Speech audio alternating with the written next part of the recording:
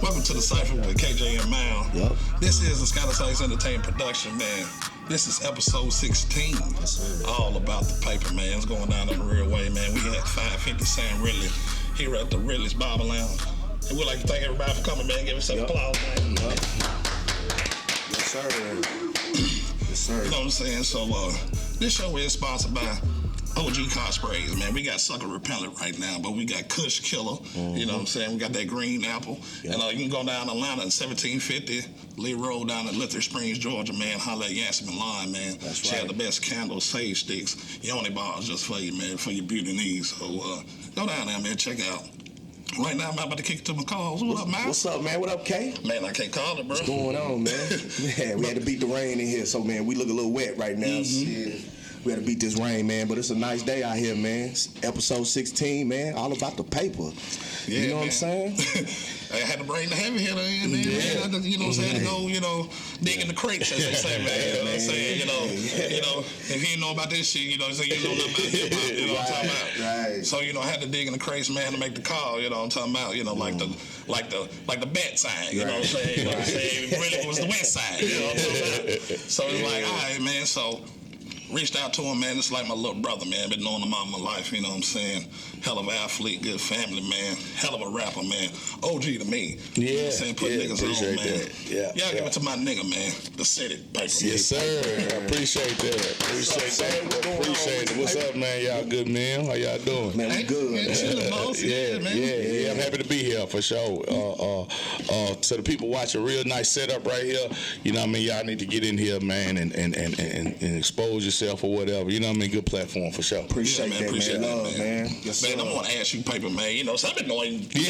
You know what I'm saying? Since 92. Niggas don't know you. Yeah. You know what I'm saying? I was with you when we found John Henderson. Yeah, we was real. Yeah. You know what I'm saying? We gonna talk. Yeah, you know what I'm saying? It's facts. So I said, I don't gotta talk this shit here. You know what I'm saying? But we ain't gonna get into that. Yeah. You know what I'm saying? You know what I'm saying? But on some real shit though, we playing sports and all this shit, so hip hop was a big thing for us, you know what I'm saying, what we listen to and everything. But I figured when you was young, you had an ear for hip hop. Not just South, because you think about a nigga back then, we had to listen to a little bit of everything. You know what I'm saying? Because I never forget, man, I don't know if I told you. I said, this nigga over here bumping Mass Appeal. My gang star, you know what I'm saying? This little nigga know hip hop, you know what I'm saying? So when you start doing it, man, it was second nature to you. Know what I mean, you understood it. You understood it. So what made you like, shit, I'm about to get in the game? To be honest, to your point, it kind of transitioned from me being a younger cat. My dad coaching football, and he having all those older cats over there bumping their music or whatever, and at the time I was probably 4 or 5 years younger than everybody. If they in high school, I'm like in 5th, 6th grade or something like that, and I wasn't really supposed to listen to it. So I used to sneak it or whatever from my cousin Rail and my brother Buck and you and a lot of people who came to the house, and that's how I kind of got on it. As a young dude, and I just gravitated to it. Until I tried it out. To be honest, I tried it out when I started going with my first baby mama in 8th grade, 8th, 9th grade. She happened to be Pistol's brother. Pistol was a brother / cousin, kind of like brother cousin type. They lived together. And Pistol lived. He was kind of on tour, but he lived with them. And when I was start dating her in 9th grade, going to 9th grade or whatever, he was in his prime, 95, 96. That's what like him with the 96, man. And I was actually like afraid of him. He was like the biggest legend. So it took me a while to kind of get with him, but I created a rap, wrote it, and me and Slay, my boy Ron Slay, shout out to Ron Slay, he was like, man, just go spit it to him or whatever, man. It took me probably the year 96. He was doing Money in the Power, man. And I just caught him outside, had the big Desert Eagle and all that, and I ran out to him and I spit this rap. I actually got drunk. I was like 15 years old. I drank some special brew or something. That's what it was. Special brew. That's the only thing they'll let me buy and shit like that. And I got drunk and I spit a rap to him, and he liked me and stuff, or maybe it was a favor to. I don't know how good I was, but he put me in the group PJN, with this side. PJN. That was the first time you actually wrote. That was the first time I actually really kind of rap. You know, I always knew I could do it because I was, you know, I think rap halfway is having rhythm and being halfway smart. You know what I'm saying? So I was kind of smart and I knew I could kind of put it together. Right. And I kind of wanted to be cool and wanted to be, you know, so it made sense. So when I done it, I didn't get, that was the end of that Money in the Power CD. And I actually... that was after hitting like a bullet, wasn't it? After hitting like a bullet, doing Money in the Power, I didn't get to make the CD, and I actually missed Ballaholic. I did some hooks on Ballaholic. Ballaholic, classic. I did some hooks on there, and actually I did the song with Young Buck. Did the hook behind Young Buck on there. That was his first time kind of getting down. Okay. Yeah. It was like some real history. The thing was back then, I'm tell you what's funny, the people, they were all my peers, you know, Buck, you know, we were around the same age, Charlie, Mario, it's a lot of them, but they kind of was like street niggas already, and they had dropped out or really went, and you used to record during the day. And like I used to miss all the CDs because you get on the songs during the day. And I'm in school and stuff, you know what I mean? So I'm hot, you know, I'm hot, I'm pissed. Like, you know what I'm saying, I'm asking my mom, so she signed me out one day, and the first seat, I made a couple hooks on there, did a couple hooks on Ballaholic behind it, didn't, because Pistol had to pick the songs. So I did a lot of records, but them ain't the songs that he picked for the album. So the next album was 99, and that was with Speedball, and I was on like 5 records, and that was the, you know what I mean? I shined on that. I shined on that. I was 17 on Lil Martin. I had been rapping for 2 years. Before that, I just wasn't making a CD. Right. That's the history of it.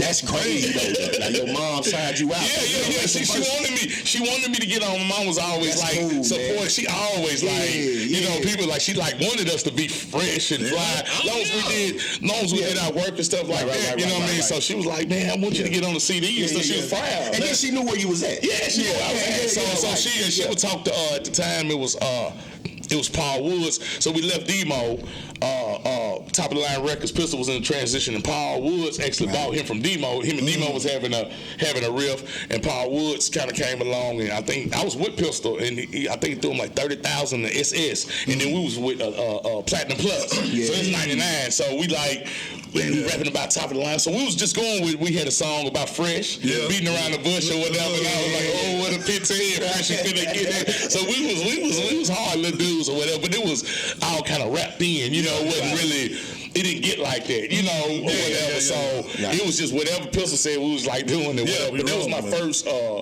time making a CD, and I was actually 10th or 11th grade speedballing. So to transform, when you made a CD of that caliber at that time, you know, because it wasn't everybody rap. You know, you had to be a big dog to put out a CD. So even if you put out a CD, you had to have some money behind you. So with me being on there, it was almost like having at this time 50,000 mixtapes and shirts. As far as the promotion and as far as how my career propelled, because I'm on 5 songs on the hottest dude CD, and I'm in high school. You know what I'm saying? So you know, it kind of. That's why I say he you know, he's always my king and my, you know what I mean? You know what I mean? Because I was on 5 records on that, so not only one, and I was shining on it. Then the next one was Volume 6. Now, you know, I continued to, you know, get on all of them, and then kind of that's how my shit kind of started, man. Nigga, I want, you know, I left. To go to the A, you know, I moved to the A. I think I came back, man. I was at the Sicko off Big Church, you know what I'm saying? Hustled up, you know what I'm saying? How we doing?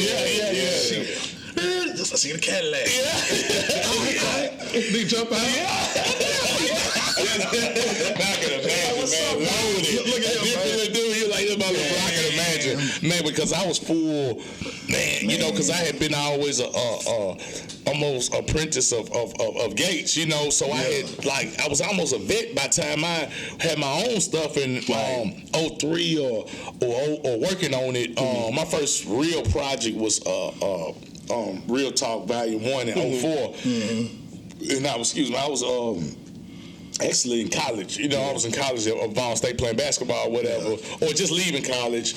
I got my associates and finished Ball State or whatever. But I did a CD, and it was Real Talk, but you know, I was already been around Pistol and Demo and Paul and Street Flavor and Lee, and like I was the one around him. Right, if anybody was around him, I was around him. But I'm looking at it like that's a lot of labels you said in the city back then. Street Flavor, you had Player G. So Gates had been on all of them. So you got to realize, in from '96 to '03 to when I started my own career, I was right beside him, right? So I seen how he kind of moved or whatever, and I seen, you know, so I'm a perfect mimic or a replica in a good way of him. You know how he moved and how he kind of approached everybody. And he was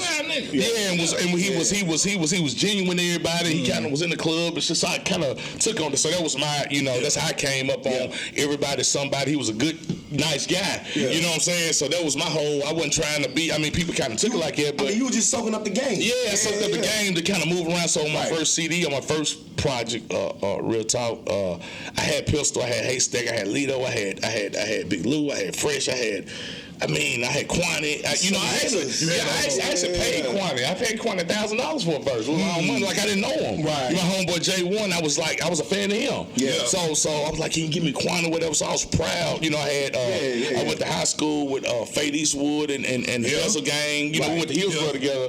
And we had the studio there, so I had them. Them was my little dudes, and Lido was just started. Me and Ed had grew up together on North Fifth before I moved to Parkwood. We lived on, so me and Ed and the Grand Hard dudes was friends. We went to elementary, so that was he hooked me up with Lido. And Lido was just starting, so me and him we had done all those records. It was kind of like whatever. So that's how. So it was all genuine and authentic, you know, on my first project. And I actually sold.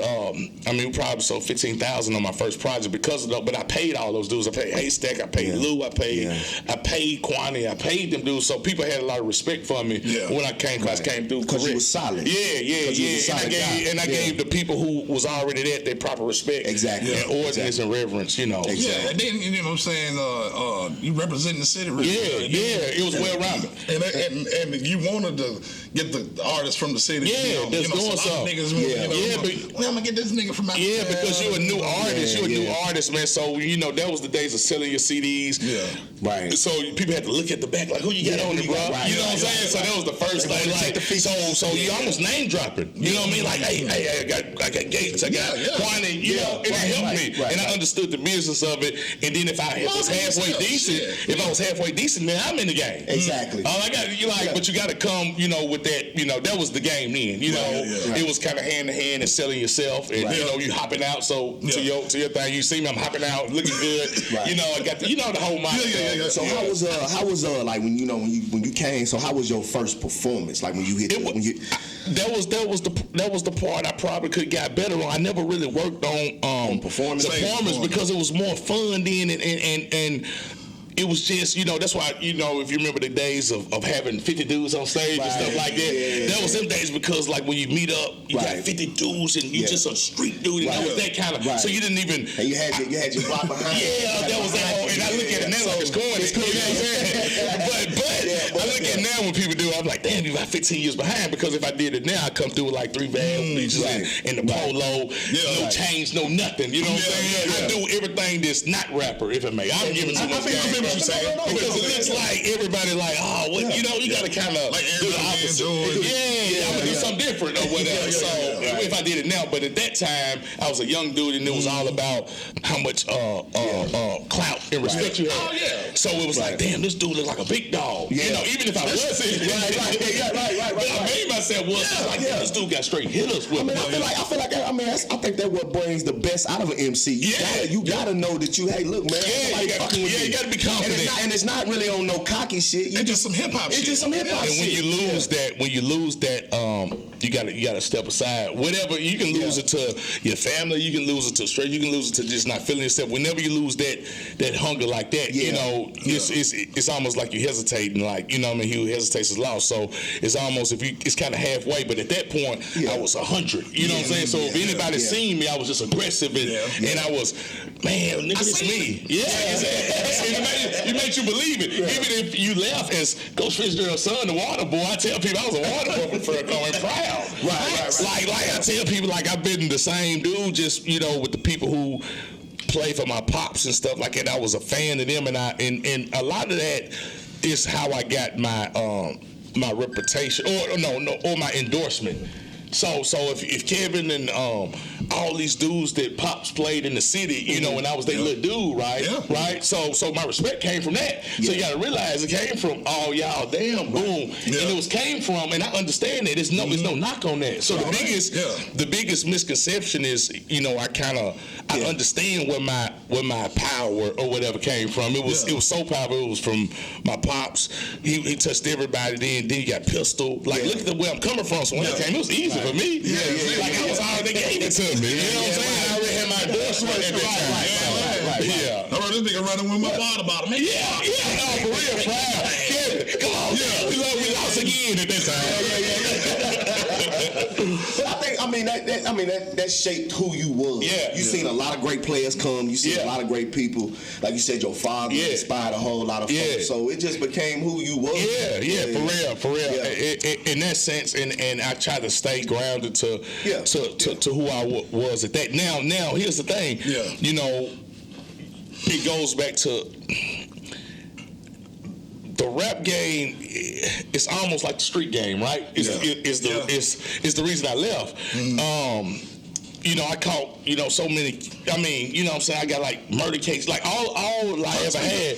Because all I ever had was murders around me, right? So, but it wasn't really. So it came from the game, right? Yeah. So like, damn, if the game, you know. So when I got over 30, you know, I'm 37 now. So when I got to 32 and my son was kind of getting old and shit, like, damn, you know, we got a civil suit for $1 million. They sued me from this murder and the club, the business club, and the Joe Johnson, and it's like damn. So I was so scared of, if it's all around me, I thought it was like synonymous. I thought it was the same. Like, you know, if I rap today, you know what I'm saying? If I, you know, people wanted me to, man, what you gonna do?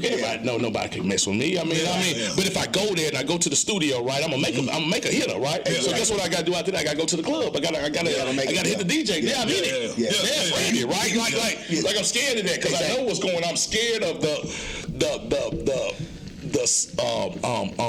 evenness of, or the parallel from the streets and rap. You know what I'm saying? I'm scared of that. And see, it's funny that you say that because I think a lot of MCs, like when they get into the game, I think that be like the big misconception. Yeah. Because it's like what you rapping about, what you spitting about. It always seems like it's coming around you, even if you ain't. It's dangerous.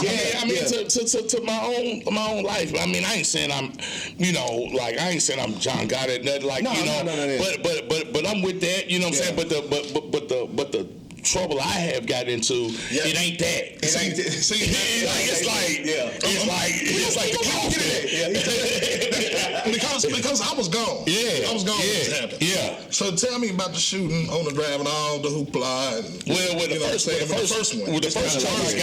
first trouble I got into, I was in high school. So you fucking with Pistol now? I'm fucking with Pistol in my neighborhood, and man, it's so I ain't gonna say too much, but I'm gonna say enough. But it's delicate to me because, you know, the neighborhood that we were. At Pearl Cone, you got Preston Taylor and Joe Johnson, right? I'm not either one of them, but at the time I'm kind of Andrew Jackson because my cousin, my mama's sister live over there, so. That's why I lived there. My mom was in law school at the time, so I'm kind of staying over there with my pops or whatever, both of them. But we kind of did some like a drive-by, right? And I was the driver, whatever, right? Yeah, we. So it got that heated. And it was crazy because it was the 4th of July, and I'm a junior in high school, and I'm with my PJN dudes, right? And we go to Joe Johnson and we get in the fight, but the fight is over kind of like it's weird. It's funny now. Marcus, man, because I went to Head Middle School in West End, which is Joe Johnson territory, right? So, but then I'm in Joe Johnson territory right there. But then my girlfriend is Pistol's cousin sister, so it's kind of like now I'm Preston Taylor, right? Okay. So the people who I grew up with, they like, man, what you doing over here with? It was almost like a. Man, we know you know, you little Marcus, blah, blah, blah. You know what I'm saying? Where my homeboys that was with was like, they my age, but they with it. They with it. So I'm not. So long story story short, we get into a fight or whatever, and Joe Johnson, I'm fighting with some of my childhood friends, you know, from 5th, 6th, 7th, 8th grade, even 9th grade, 10th grade. And mistakenly, man, we go out west, man, and we get guns and stuff, and we go back and we literally, you know, do a drive-by with me driving, right? And you know, that was my first kid. I got God bless his soul, a kid got killed, like 14 years old or whatever.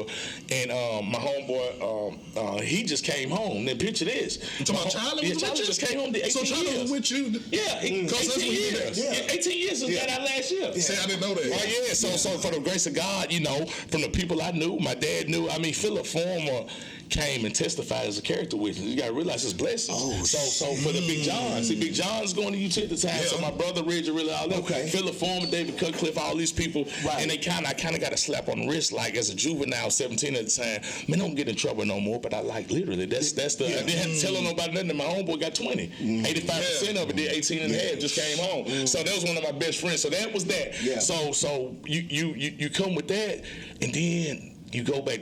I leave Pearl because Pearl is a war zone right now. We was the first thing. We was the first people to stop fighting, start getting guns. It's 99, right? So now it's Preston Taylor and Joe Johnson. They fighting every day. You know, because guess what? My dad is the coach. So see, when we done that, Wesley on Santonio Beach, everybody's outside in Joe Johnson. Now look how weird this is. My daddy got to coach them on Monday, right? So they hate me. My dad did coach. They hate him. Look what I put him in, right? So I leave Pearl. So that's when I go to Hillsboro, right? But and that's when they had the studio at Hillsboro. At the same time, Pistol kind of get in at the same time. I become a street nigga because by default. Because now I gotta be a street nigga, right? Right. So I'm graduating, whatever. Now they coming at me though, and I'm always kind of been tough. You know, I ain't never been born. So now it's like, okay, I got some hitters with me, and then you go through that thing for 5-6 years beefing and the whole thing. So it's almost, I call it by default. Right. So then you get more occurrences from that one. Now you know when it's that. Especially me because it's like, you know, I'm the easiest one because of a good family and a notable family. I'm the easiest one, so I always. So if you see these occurrences, it's all about misinformation. You know, nobody ain't got time to run down my resume. I don't either. Whatever they see me, all I post is sports stuff. So it's easy to be like, boom, until. You know, some people like, you know, want that to happen to them, and some people like, hey, homie, like this gonna go down. Like it's gonna go down. It's gonna go down. Like so right hand to God, it's gonna go down. You know what I mean? So you being retired? It's going down. I mean, it went down like, you know, with the little rap beef the other day with Lil Homie, and I don't get no problem with Lil Homie. You know what I'm saying? Like I actually done some records with him and stuff like that. But it was just a war of words that, you know, and the people was like, oh, it's gonna woo because I don't really know how to argue, right? So I don't know how to. So when I argue with a nigga anyway. Yeah, it's like, you know, if they do records about you, stuff like that. I don't rap. I don't even know how to find a studio. I call band play. I thought about rapping, but rapping, beef rap, you got to kind of know. It's almost flattering, right? See, look what you say. I got to call band play. Yeah, I got to call band play. Man, send me some heaters too. So I'm like, but it's almost like it's arguing back and forth too. So you might well say what you say and say, woo, I'm warm your ass, whatever you say. But rap beef, to me, I don't know enough about you know how much you got to know about a person or actually spend about them. I don't don't know you. So if you make 1 or 2 songs about me, whatever you like, it's almost flattering. It's flattering. So you know what I'm saying? I mean, like, how could you know that much about or even makeup or fans? Like, look at that. So all thing I say is, you look, bitch, woo. I'm gonna say that on Facebook, right? And at you, and then it's over. Instead of going back, if I'm not rapping, if I'm not in a competition to rap, like I don't rap, so it'll take more energy for me to book the studio, do it again, then it got to be part 2. I ain't know now. I don't even rap. And it ain't really that big of a deal. If I see you, like if I feel like that, baby, or if I got more to, you know what I'm saying? Like I said, my kids, man, my son, and a lot of times like, man, come on, like he's so nervous, you know, from me, you know. And that's why around you since and that's why I stopped rapping. That's literally the reason I stopped rapping. I told myself in 9th grade when he gets in 9th grade and gets to Instagram, and I give it, he can see, you know, if I'm picking him up at the time from CPA or BA or FRA, you go to all these private schools, and I got 2-3 hitters with me, and I'm on a all that, like he looking at me like he literally like, dude, what's wrong with you? Like if I picked him up, he used to be embarrassed. He was embarrassed for me being a rapper.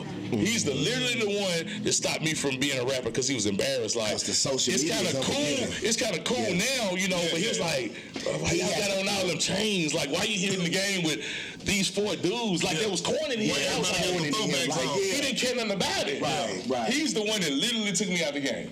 He was like, dude, why y'all smell like weed at the game? Like he'll be playing, and he's like in 8th grade, and we coming through, and this, like, dude, this is weird. Yeah, like, he don't understand it. Yeah. So, I mean, and it's different now, because you know, like now, you know, it's social media, and then you know, if there's anything they hear about you, it's automatically ping. Yeah, and it's almost like it was looking like he literally called me like, man, why y'all? You know, I had some chains on and stuff like that, picking them up. He was in 8th grade. At the time, it was my last. I did the Genius Rotor with Lido. It was like 15, 16, V12, I think. All of that stuff, and he was like.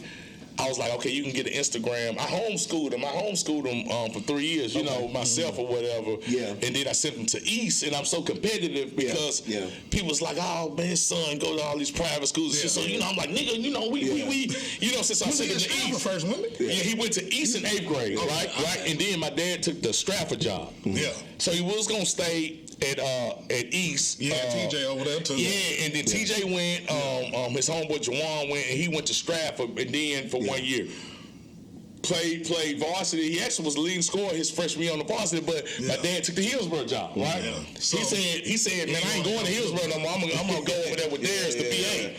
So that was that whole move. So he enrolled in Hillsborough, but he had toward this year he didn't never go. So he went to BA, played there a couple years, then got tired. It was like, man, I'm finna go back in the neighborhood. Then ultimately he went to Pearl this year, and his mom and them still live in Preston Taylor and stuff like that. You know, he from there. So we got a special. We just pulled a move, and then he went there. But to your point, he was just so like, why you come to the game with all these dudes and why y'all smell like weed and why y'all got on 5 chain? Because he went to white school, right? Yeah. So he was like, he literally took me out the game. Like I was uncool. Yeah, it was like all of them took me out the game. You know, my dad had called playing and shit. Oh, man, I heard this. These the only people, my son and my daddy, that can stop anything. And now my daddy got a Facebook. So you know he gotta come down. Like the last little curves, he was like, please. It's safe to say they was the ones that took you out and nothing else. You know what I'm saying? Yeah, no, it's good.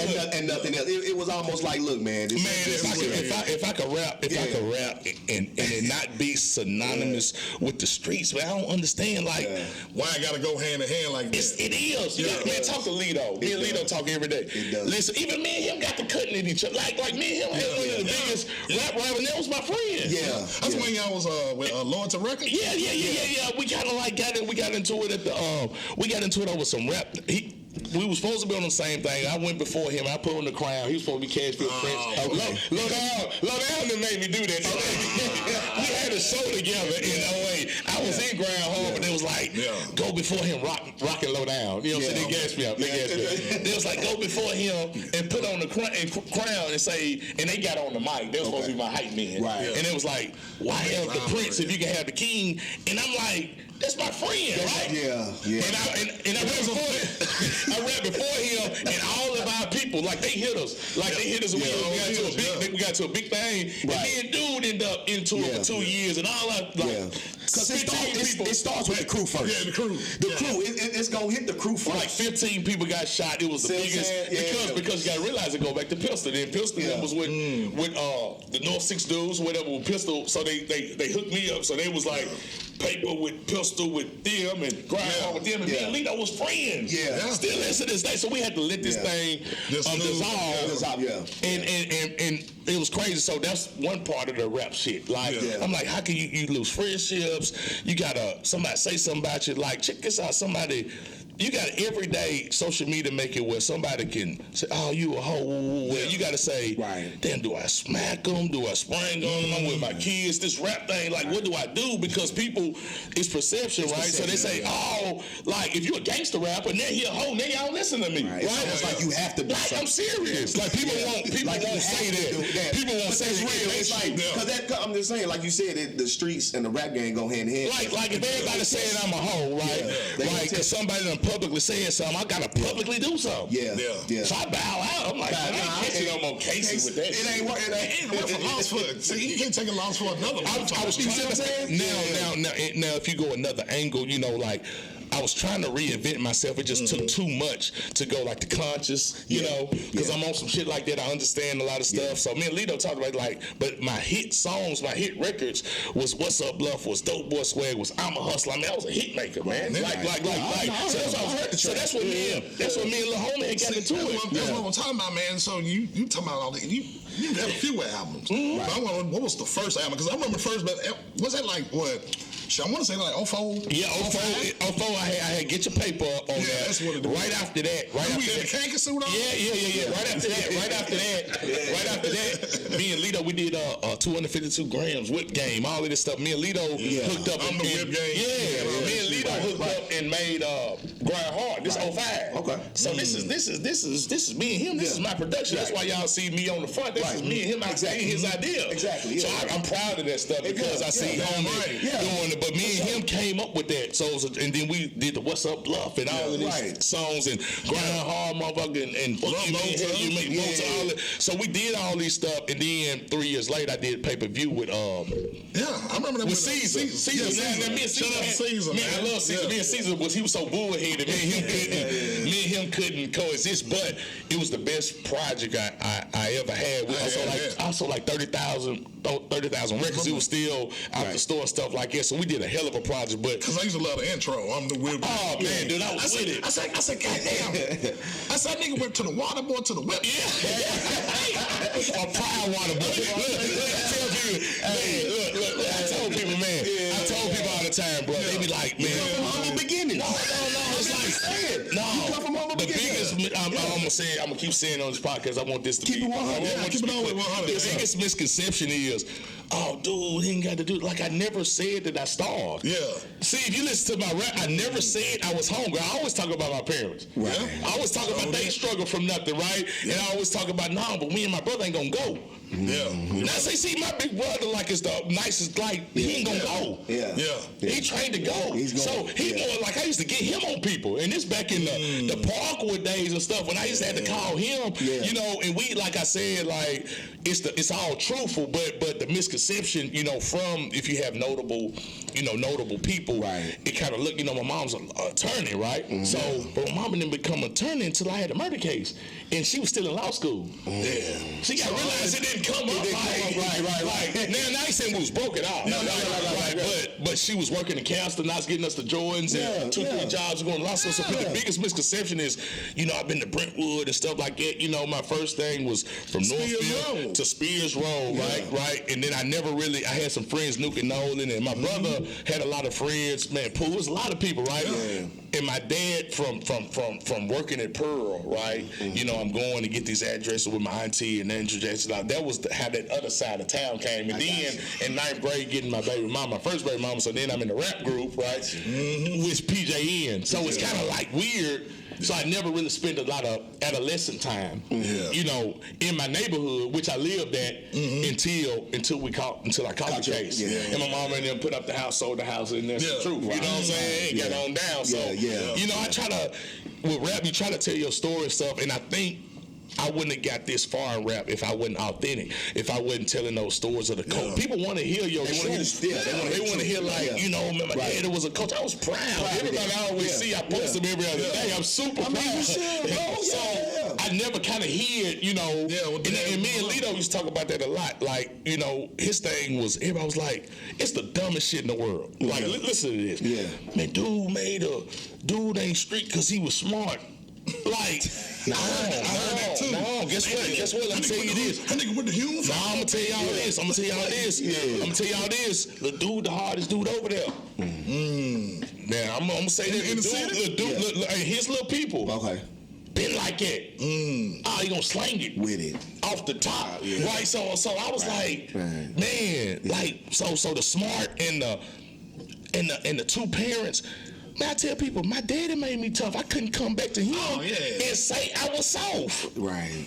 I fight because he gonna say make it. That's unacceptable. Hold on. Everybody know my daddy. Like, listen.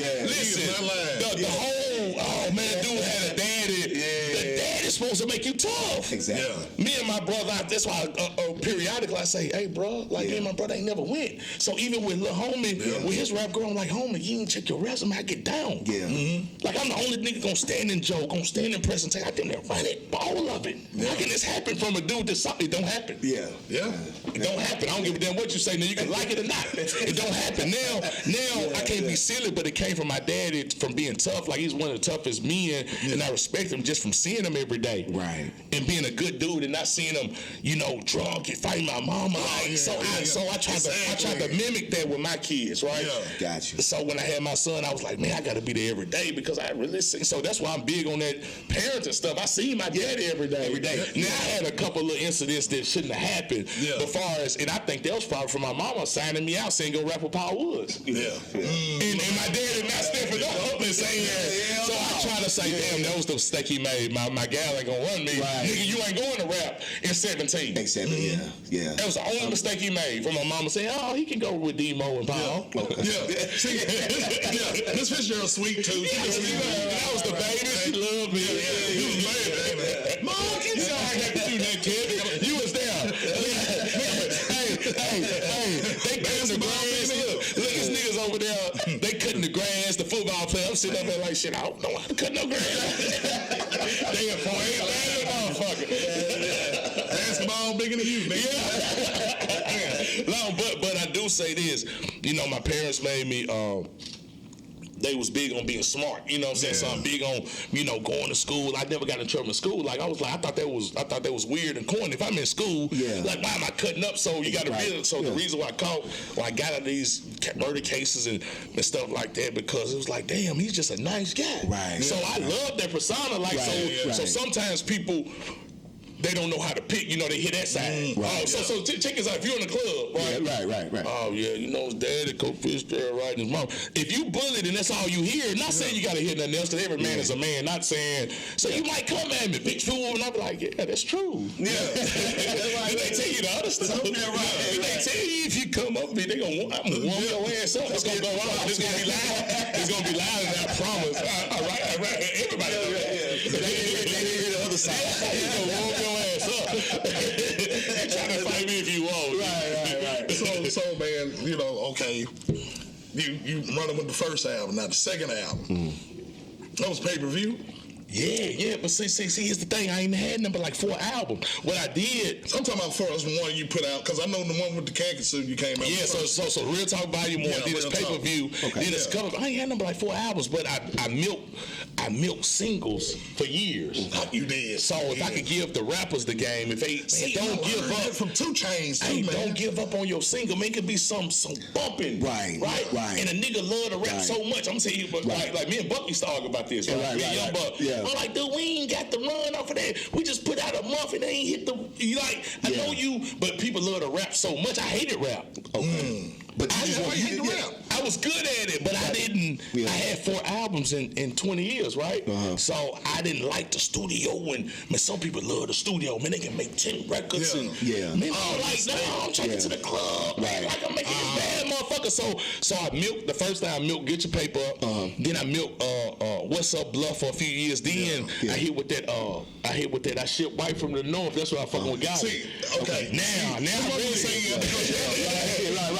That's what I'm saying. When you met Got It, that's when Lido. Yeah, so I'm gonna tell you this story. I guess this is what we're here for. Yeah, I met Yo Got It in junior college, right? Okay. I was playing ball at Vol State or whatever. This 03. Okay. I'm hooping hard, right? Got It going to Southwest. Okay. community college. You know what I'm saying? That's what he was like, Southwest Community College, where I'm on that shoulder, right? Man, so we playing Southwest and I'm hooping, and but he go there, but he passing out CDs, you know what I'm saying, or whatever. So we lose, but we getting on the bus. Right. So he just a student. He just a student.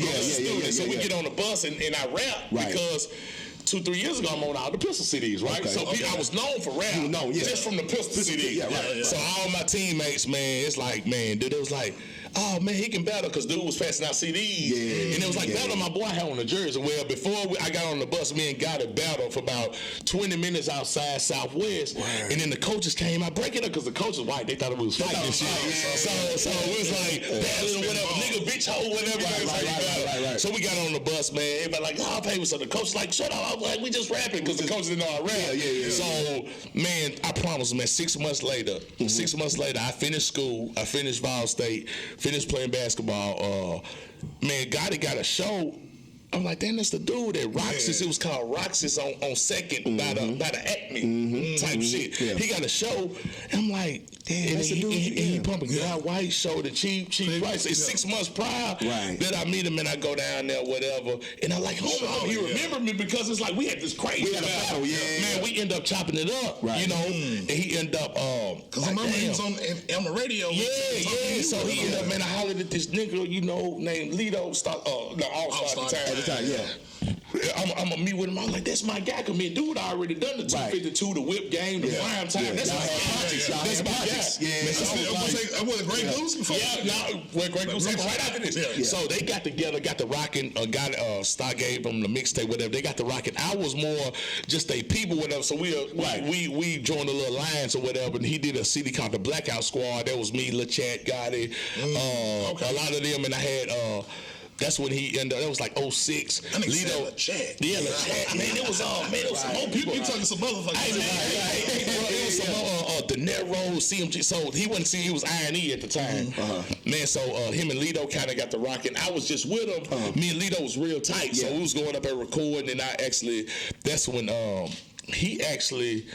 When he said I got white from the north to Preston Taylor for paper, he actually said that on another record. That's why I tell people I ain't too my own horn. But he said this. I'm gonna give y'all some history. He said this on somebody else's CD. I wasn't even on the song, right? So he was so look at the magnitude. Right. So when somebody else was like me on the song, and I shout out, that's my boy. Right. I took the hook, I sampled it and made it a hook, right? And sent it to Fate.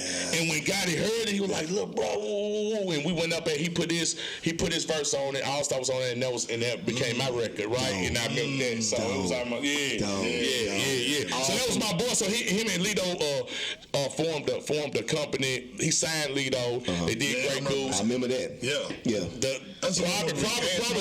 Probably weeks before that, Jeezy came to the studio. We had a little studio up in storage, fake, on Brick Church or whatever. Jeezy came through. And man, people Star was like, I got this nigga that want to fuck with me. God had told me to.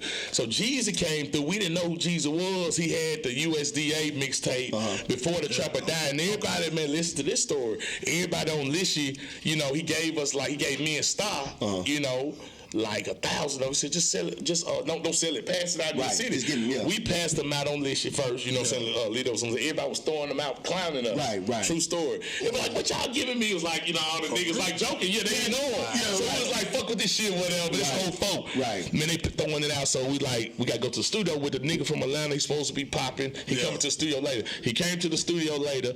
Did the Great Goose, but when he went in there, when he went in there, this is true story. He said,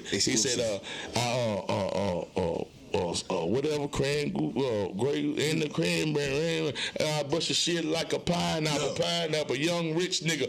But see, when he did the verse, I was like, damn, we was on punchlines then, right? And he was saying the same line. He wasn't rhyming, he was just saying the same word. I mean, we was into like the fabulous type shit. So man, we got out the studio, Lido was like, man, I ain't really fucking with that shit, man. I'm putting him on the third verse. Right. So that's why this happens.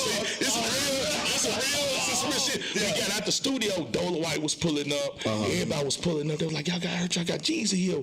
I was like, what's Jeezy? They just threw his CDs out. He said the little verse. Man, when he came out the studio from Fate, when he came out, and said, play this shit back right here on the big ice. And right? And listen, this when I knew. And the bitch pound. This when I knew that you can sell yourself and make people feel it, because me and Lito was just in the back saying, man, I ain't feeling this shit. Lito, like, I think we put on the third verse. He ain't around. He just saying the same shit. Yeah. Man, he got out that studio, told Fake to play that shit back, right? He told, hey, come here, homie. And the pineapple, I'll bust your shit like a pineapple, young rich nigga by the whole bar. But he was shaking, right? And we was like, yes. He sold us, so I knew then, like, your confidence. Right? He left that motherfucker, me and Lito, like, God damn. Like he was trying to sign Lito at the time. He was new. And 3 months later, Trapper Die came out. That's why Grey Goose on there. Wow. Right? Grey Goose on there. He on the third verse on there. Yeah. He get the popping so hard when they got put on the first verse. Come on, first verse. Yeah, that's what I'm talking about. That's true game, boy. Niggas don't know that. Niggas don't see it.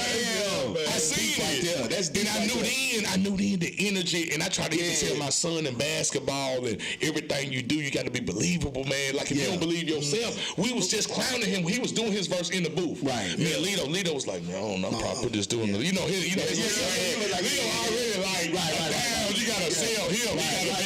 You got to be exceptional. Right? Bro, hard. So, but Dola White pulling up, Rick Walker at the time pulling up. So I'm seeing the magnitude. He was already kind of popping in Atlanta. Man, but when he came out that studio, man, he told us to come out here, play this shit back, and talk to us about it. I said, woo, that nigga fucking out. That nigga fucking out. Man, and he been on there since. Yeah, Lito had him on the third verse, and then he switched him. He got to pop it so hard. The Knicks, so it was a USDA. It was kind of like a collective. The first CD was kind of blue and gray, and then 2 months later, Trapper Die came out. Right? Yeah. Lito switched it from the third verse to the first and rode it for 5 years. Yeah. So and I was on that mixtape. I got that mixtape most time. That's when Nashville was lit. Yeah, we was heading. Because I played what you said for you. Right.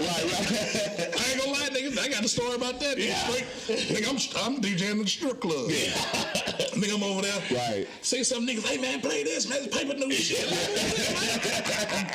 Nigga, what you said. Played it, nigga. Over there like that. It was aggressive. Tell me too. I'm like, hey, it's all good. But it was, it's the sale, like you said. Exactly. Dude was cold, and I didn't see the genius of dude, man. But I promise, I don't even know dude. Yeah. That's the only time I seen him in my life. Right. He was in that little storage, and I seen that shit. I tell the story a lot to say, man, I tell my son with basketball or whatever you brand it, man, be believable, man, be aggressive, like have confidence, and that's where I got it from. You know what I'm saying? Like, man, because it's a difference between being confident and cocky. It is. It's a huge difference. You know what I'm saying? It is. I'm very confident and assertive and aggressive. Sometimes I get like, man, what do? Because I'm gonna talk to everybody. Right. I ain't scared of nothing. And you can get out. And here's the thing, though, I used to be like that. You knew that. If you knew me from then, I was right beside my mama, and and it took for my parents' problem. I'm being honest with you. Like, we went to St. Pius, like a little Catholic school. And man, my parents, man, they said, nah, you ain't tough enough. We're gonna reclass you. This was my dad, man, it's some deep shit. My dad was the first person on the reclass shit. Like, so everybody that went to St. Pius did a grade twice. Big John Henderson, Terry Reynolds, Ron Slade, everybody do the St. Pius, then go back to the public, right? So he was on it because he got it from the white coaches. Gotcha. Like, man, you can't get no scholarship at 17.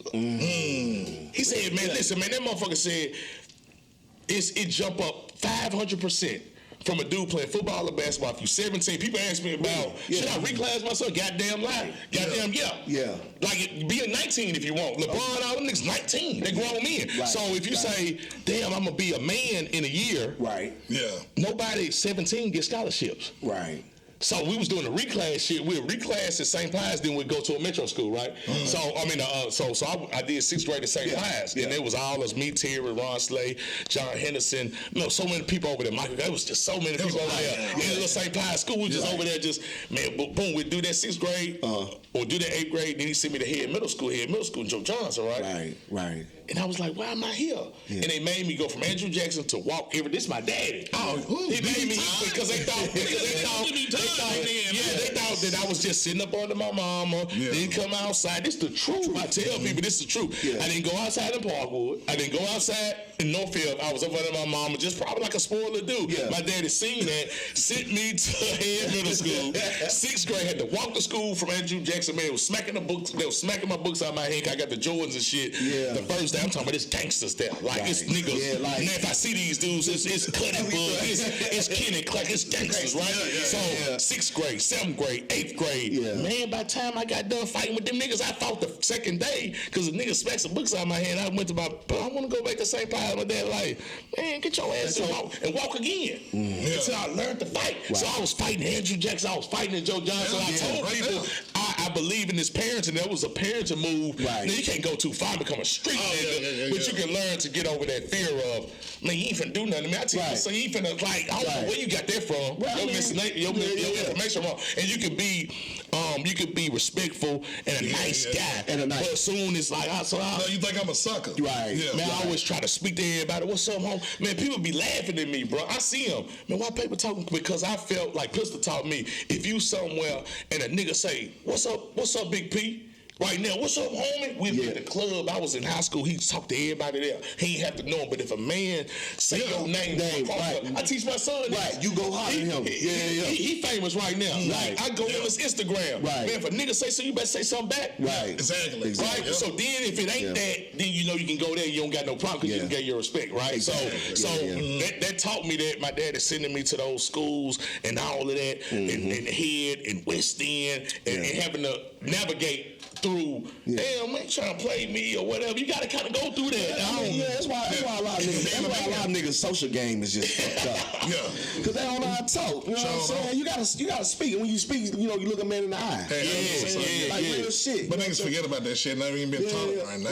And you was just a nice dude, but you respectful. And this man, man, listen, man, when you a nice guy, the girls like you, the teachers like you. Listen, you get out of cases like me. You know what I'm saying? The judge like you. The judge, man, I'm telling you, man, my homeboy, you gotta realize my kind of murder case at 17 years old.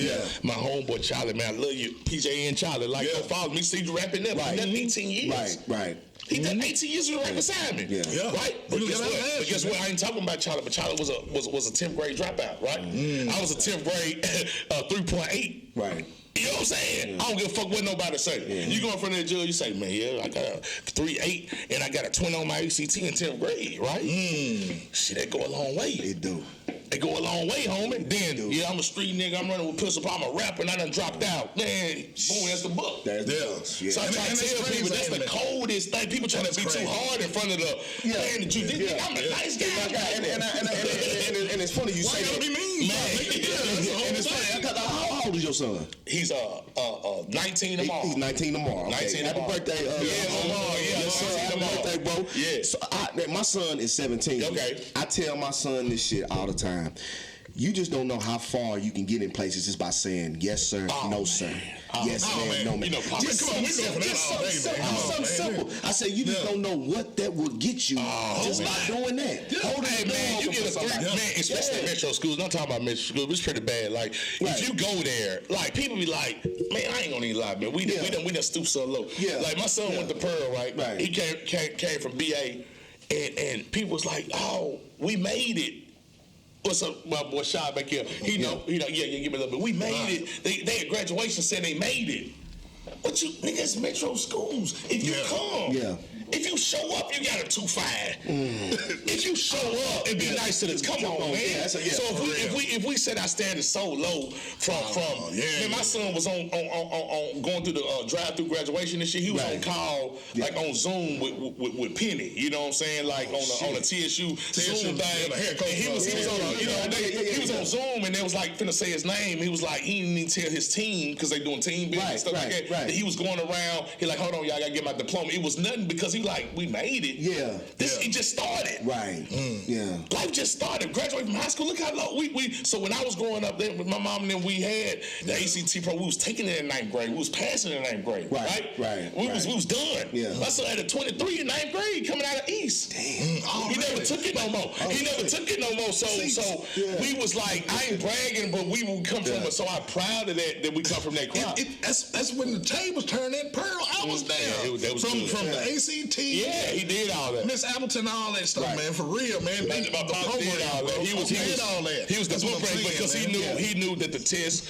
was biased from white people. So he got it from the Brentwood Academy where they help you pass the coaching advised test, right? So he got this specialist to come to the inner city because KJ, Terrell, everybody was good at football, but they couldn't. They had a 14 on the ACT. Right. Even Big John was Prop 4. They don't even do that no more. You know, Big John didn't play the first year at UT. Right. He had a 14.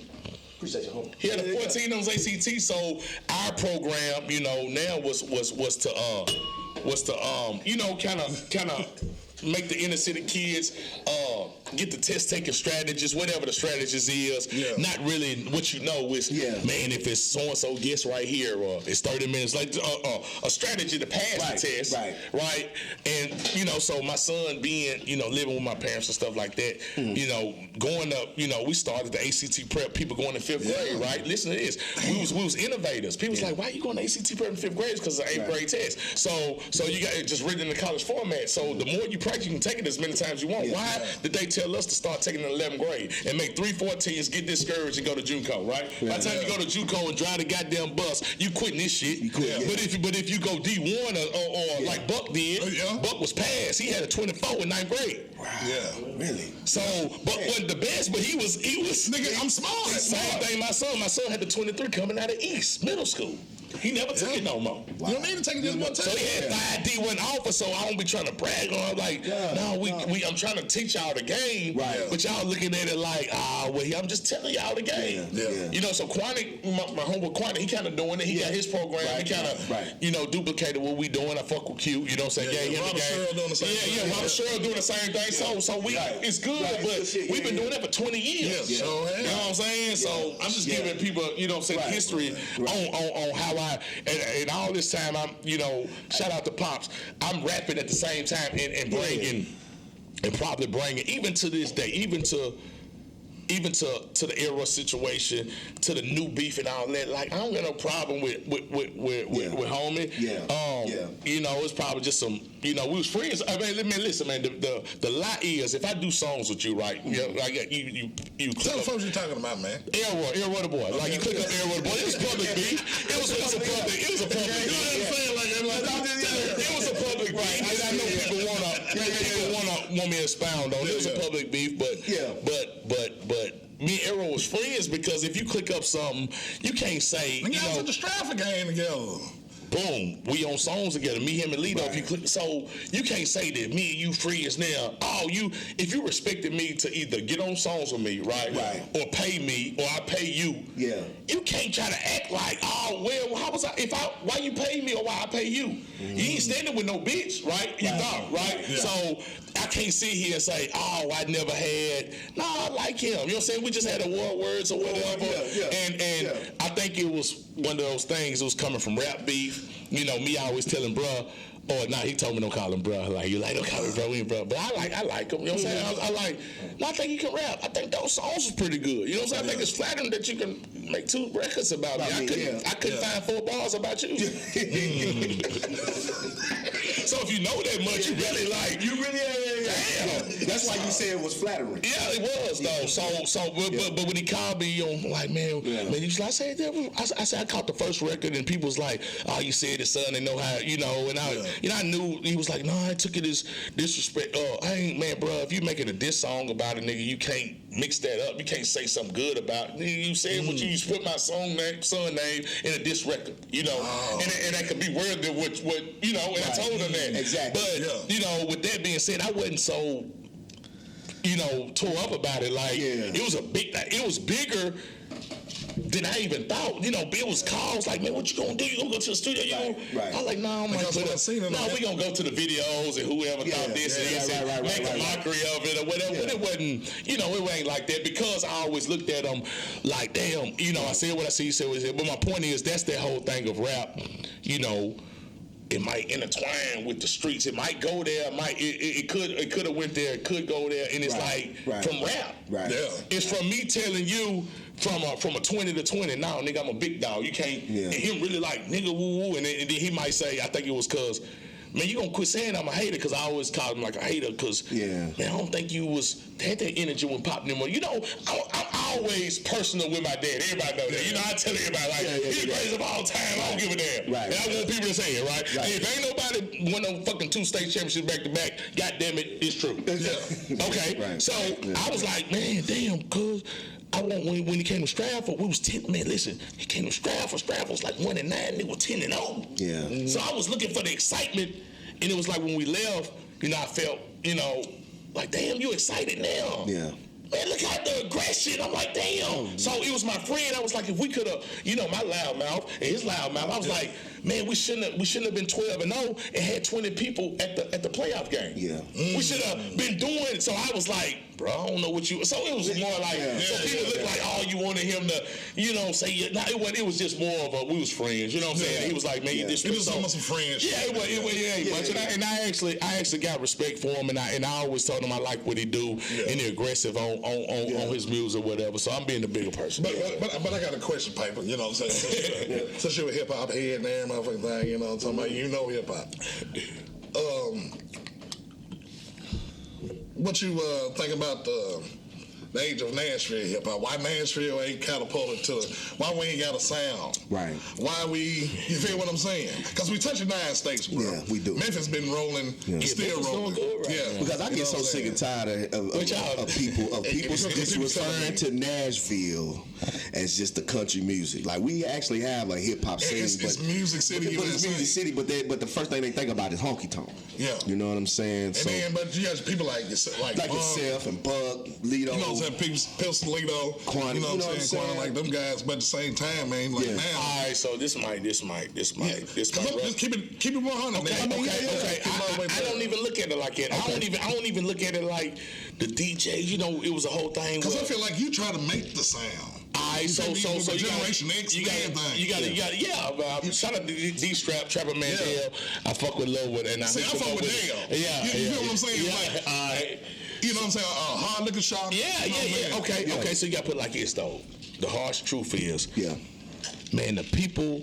You know, I don't look at it like the DJs ain't messing with it because I was always on the radio. Yeah. Right? So I ain't got that story, right? So listen, the heavy hitters kind of was on the radio. Listen. I see what you're saying. Listen, the heavy hitters is the heavy hitters. Okay. Man, listen, Dope Boy Swag was on the radio. I'm a Hustle was on the radio. Grey Goose was on the radio. Young Buck who was on the radio. Heavy hitters. Yeah. So I'm just saying. Yeah. So everybody saying this and this. I don't know if you're a heavy hitter.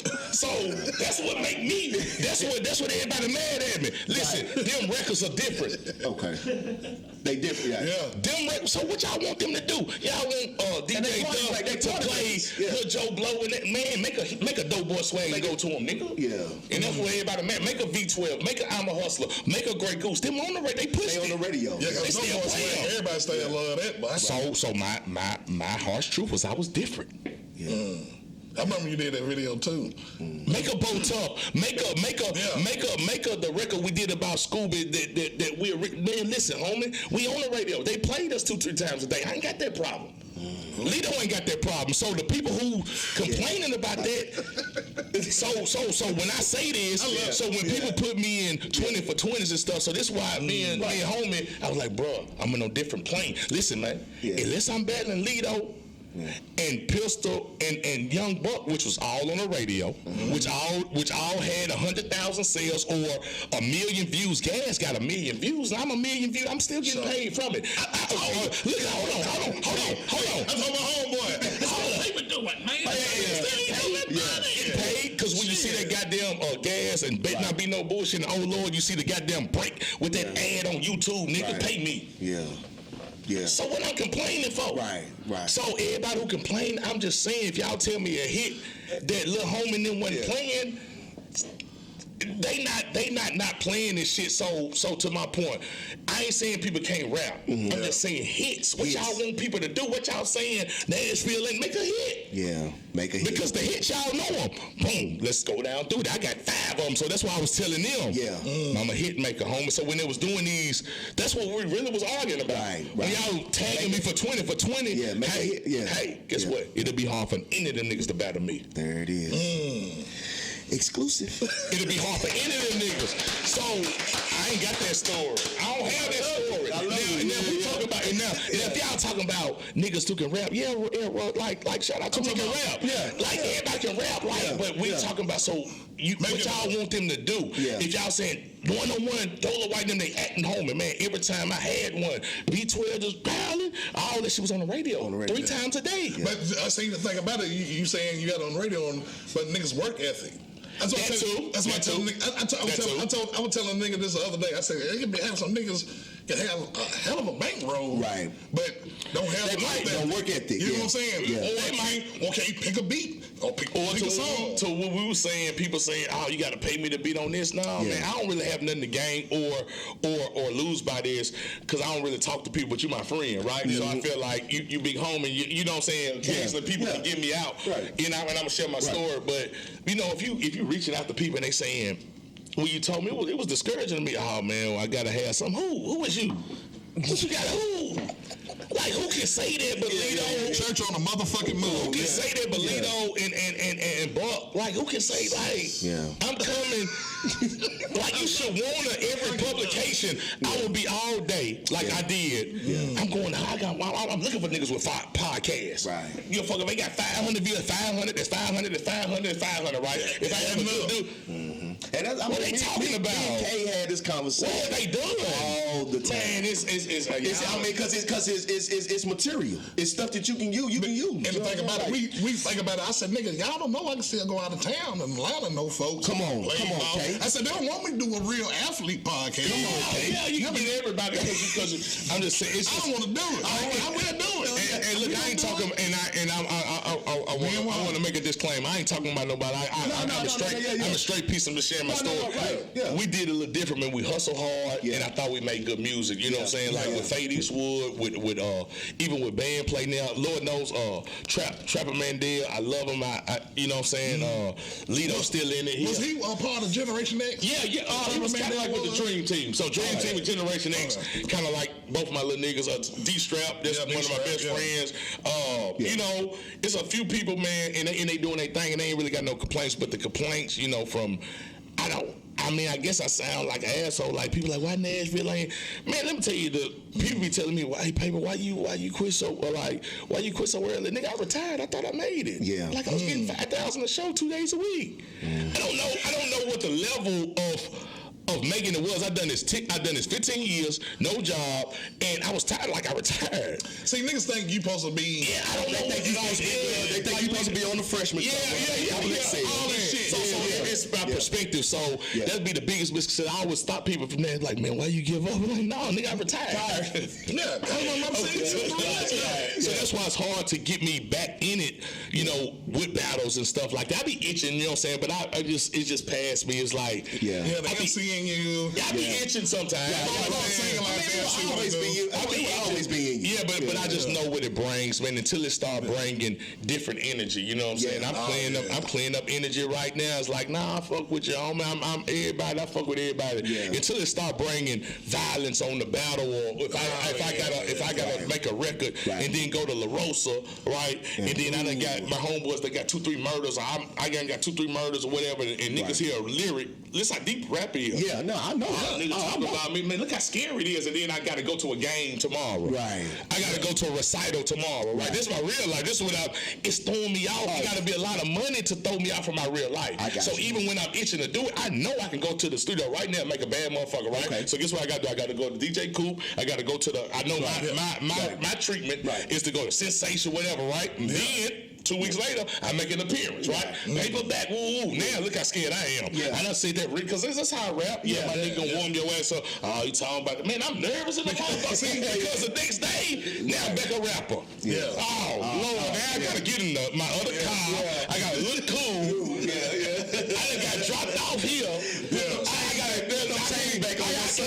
I can't even get, man, I'm getting an Uber from here. I'm regular, right? Oh, that nigga, it's too much. Like, you gotta put I know I'm gonna make a good song. I know I'm gonna make a good song. But what's that? Why the hate? Why the hate? Goddamn. It's the city, man. It's the city, ain't it, man? I mean, it's us being from the city. No, it really ain't hate. It's just what you in. Okay, so see, y'all ain't put yourself in it, right? Put yourself in it. Back up. I know all y'all niggas done had beefs and whatever, right? Make a song. One bar, niggas listen to it, right? So is. You gotta beef again. Right? It's gonna take his leg. Oh shit, can't go to the park. Man, my life good right now. I go to the park and shit. So I got out of the days where I'm at the park with my band, man. So I feel so good from the nervousness, right? Or I would just had to be zooted out of my mind, or what I just made it through to me. And if it's the money, if it's the business in it, and I look, and I be talking to Lito and talking to everybody like, man, what's the money? What's the business of it, right? But it didn't make sense to over and under of me doing a record. Gotta go to after hours, right? They fled, and I don't know who gonna take it. And nigga talking about this shit that happened, blah blah blah. And a nigga come to you like, what's up with y'all? I'm like, damn, I got a call. I don't even hang with nobody. I'm here by myself. Trust y'all down. Hey man, bro. It's just like I had to say right here, right? When I was rapping, bro, y'all know we gotta come to the podcast. Like, and call all my like, bro. So I like to be around, like I'm into good energy, like, you know what I'm saying? So if it changed, if I was into the art that much, I just never was a rapper like it. Like, man, Young Buck, man, that nigga, man, listen, man. That nigga gonna rap your ass. But I'm like, homie, we done 19 songs today. I'm the only person that done 40 songs. See, this why, and that's what another thing when people was mad at me. They was like, oh man, battle with 20 for 20. I'm like, bro, who can do 2 songs with Buck and not be embarrassed? Hold on, let me tell y'all how good I am. Let me tell y'all how good I am. Let me tell you how much to stroke my ego right. Nigga, Gas, they say Gas won with Buck. Gangsta Street, we done it in 13, right? You know what I'm saying? That was his first really mixtape when he from 50 and all of that stuff. He was kind of down on his luck, and we done a Get Loco or Go Loco, then we done a Oh Lord and Better Not Be No Bullshit and all that stuff. But man, listen, we done probably about 15 songs just because I didn't really know dude, but Lil Jimmy hooked us up, and I knew him. Shout out to Lil Jimmy. Yeah. And there was some Charlie P and some more people. And man, we got the vibe and we got the hanging. But just think how much keeping up with Young Buck is. Now, Young Buck is a GOAT. So Buck embarrassed people on there. So here's what nobody don't say, and I want y'all to spread it. God damn, who was little dude going bar for bar with that nigga? Who was dude coming first verse? On the real, I'm Pee Wee Kirkland. Nigga, I'm telling Buck. I'm telling him I'm going first, homie. On the first song. Got it the same. Lito the same. Pistol the same. I told dude, this is what I told dude when we got the argument. When we got the argument, I said no disrespect. Pistol, Yo Gotti, Young Buck, and Lito. If I come in the studio, say you gotta tighten your belt. So how can I talk to y'all? Every last one of them sit here right now and say, when little dude come in the studio, you got trouble. It's the truth. So, and then I said, me and Buck did 2 CDs, 20 songs a piece. Nobody saying, damn, who Buck do the song? Who the CD? Not the song. 20 songs. 40. We did 1 and 2. And people like, shit. I was doing shows in Toronto. Because he got locked up. So I had to take all this. So I started running this Twitter. I started throwing free Buck shows and shit, making money and shit. So man, they was booking me in Toronto because I had encountered all his fans. And they love Buck. Buck got a worldwide kind of fan base. That's why it's hard to take him out. Because he got people like it's white people, man. So they was booking me. I did a show in Vancouver, came back, then did a show in Toronto, and it was like, man, I give y'all 10,000. Buck probably was taking 7,500 then. I was like 2,500 at the time, 3,500. But then it was like he locked up. he was doing 18 months. I'm like, so shit, you take him 75. They're like, well, I take you. Yeah. And I'm on, man, me and Charlie P, we in Vancouver. We in Toronto. Yeah. I'm just rapping about shit, man. But you know, I after that, man, I kind of lost, like, man, that took so much out of me to keep up with homie. Homie is so good, and me and dude don't really talk. We had on some money stuff like that. You know what I'm saying? But dude is so good in rap. Like, you got to be in the studio. You like every time he'll do it just second nature, man. Just he sounds so good. He talking so much. Like Pistol talking like that too. Yeah. But Young Buck, that nigga Buck, man. I mean, some people they just born. He's really good at rap. That's why he's born to rap. That's why, man. He'll teach you how to approach the track, how to make it sound good. So I was telling people so much to rap. I sound good when I rap. If you know a paper CD, you know, even man, one on the beat, you know, if y'all hear the tag, I'm ready. Like this, I still get, you know, I'm getting money. I got a tag. I ain't dumb as y'all think. So when y'all riding on one and one, say I'm ready. They taught me how to sound and all of that, like, and Young Buck, you know what I'm saying, like, and Lido, them dudes are Pistol, them dudes are masters of the craft, and me, you know, under them, right? And I was telling everybody else, I don't know how to say this, because, you know, the 20 for 20 stuff came out, everybody tagging, I think, you know, Paper Shit Battle, boom, boom, I'm like, I don't know how to say this, so it was in a, you know, even with me and Roy and that, and then I'm like, nah, I love y'all like y'all, but I'm like, damn, I'm kind of different. I might not be on Mount Everest with them. Right. Yeah. But goddamn, I'm there. I don't know if I should. So I don't know how to say this. So it spilled over to, you know. But it's fact though. Yeah, it's fact. So one day I said, man, ask God, you know, Pistol. I'm the only nigga on Fire Records, man. I was on Pistol CDs, Volume 6, Speedball, and all them CDs, man. I was on 5-6 songs. Yeah. I mean, niggas, I was like leading off, like I was doing hooks. Right. You know what I'm saying? I was with Push, man. I was like, so they gave me confidence. And then when I did my own shit, I had a good response. Yeah. And then when I did the Grind Hard, you know, me and Lido, I was like, damn, nigga. Right. I'm with the Hitman. Then when I did this, we got it.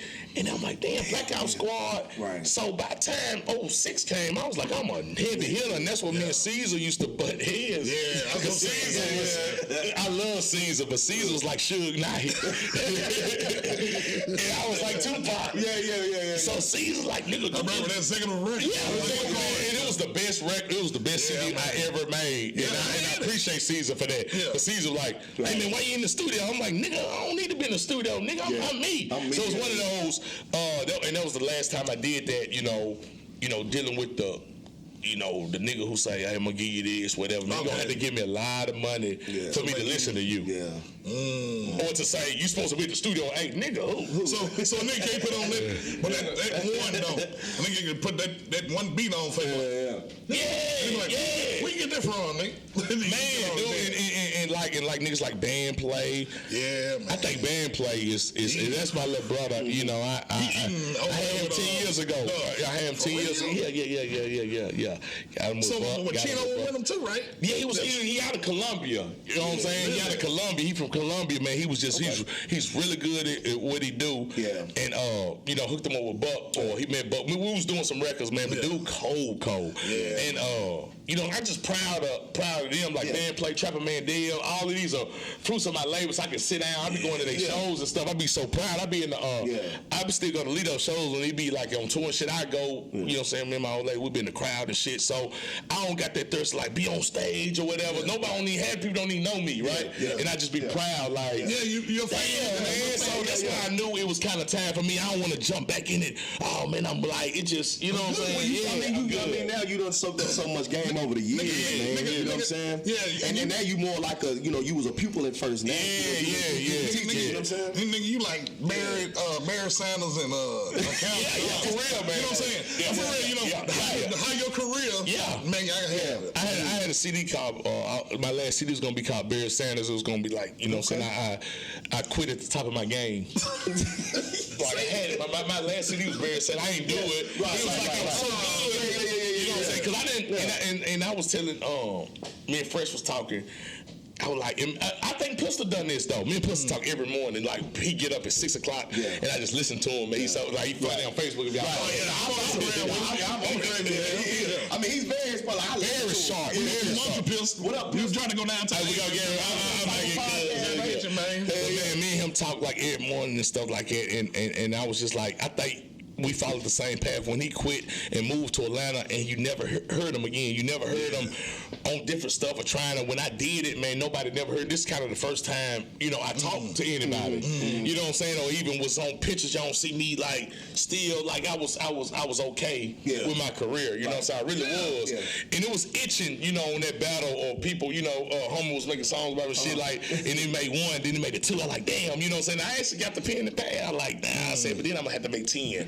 So I'm like, man, you got that, man, and keep doing your thing, and it ain't that serious or whatever. Well, but it just shows the growth in you. Yeah, for real. Yeah, and you satisfied with you. That's all. Yeah, for real. That's what now I don't like this. And here's what rap bring again to y'all. To y'all question, man, if you in beef or something, like, what's the line from disrespect, from your morals, from a man, calling you a bitch, or from somebody? Who make the rules of? Is it rap or can he say this? Is it supposed to be entertainment? Like, damn, how many of y'all motherfuckers can hear a nigga who just get on Instagram at you, not saying nobody done that, so say this what rap bring. Right. It be niggas that don't have no face on no, man, my first shit, I was arguing with niggas on YouTube. Like, where you at? Like, cause anybody can say something. So who could handle so you gotta be trained to handle this. So it takes a long time. Cause I bet, man, a percentage, none of y'all, not none of y'all, but if anybody rap and somebody say, keep adding KJ and put a picture of you, nigga been a bitch, blah, blah, blah, you like, that's what rap brings. Damn, if y'all doing something else, it really don't happen like that. Right. Rap brings that. You a public figure, you know what I'm saying? Even though you might not have the money, and you still here. So we stuck in that little mid-major. I call it mid-major, like basketball. Like my son. My son was a mid-major. She was a mid-major. So I was like, you still stuck where you can't leave.